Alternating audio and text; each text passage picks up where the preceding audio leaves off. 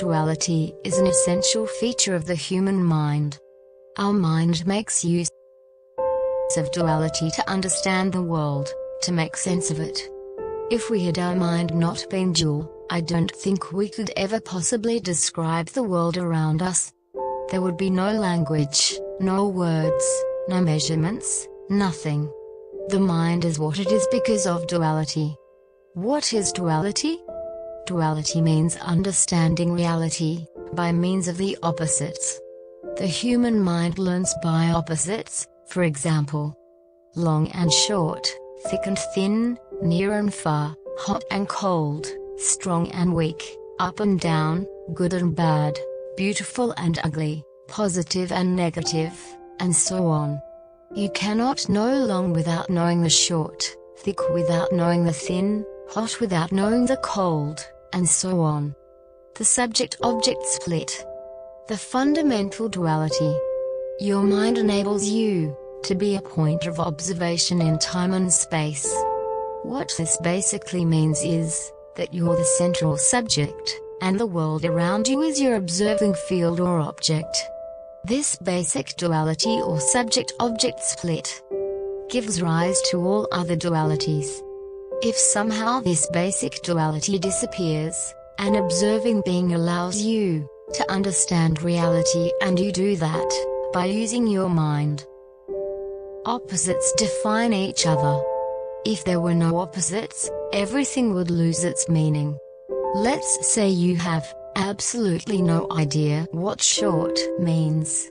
I had a magic wand that I waved over your head, and it made you completely lose the idea of short. Before this magic ritual, if you saw a tall building, you might have said, "That's a tall building." You were able to say that only because you knew what short meant. You had something to compare tallness with, that is shortness. If you saw the same building after I waved my wand over your head, you could never have possibly said, "That's a tall building." You could have perhaps only said, "That's a building." The idea of tall also gets destroyed when the idea of short is destroyed. We form concepts only by knowing the opposites. Everything is relative. If something has no opposite, its existence cannot be proved. What the mind actually is. Let me give you my brief summary of the nature of mind in one short paragraph. The mind is a product of duality, or the subject-object split, that we find ourselves in when we come into this world. It may also be said that the subject-object split is the product of the mind. Whichever way around it is, this separateness from the universe allows our mind to function the way it does so that it can comprehend reality and make sense of it. The mind knows a rock because it sees things that aren't rock. It knows happiness because it knows something that is not happiness, like sadness. It cannot understand what is without knowing what isn't. Knowledge cannot exist without not knowing. Truth cannot exist without the things that aren't true.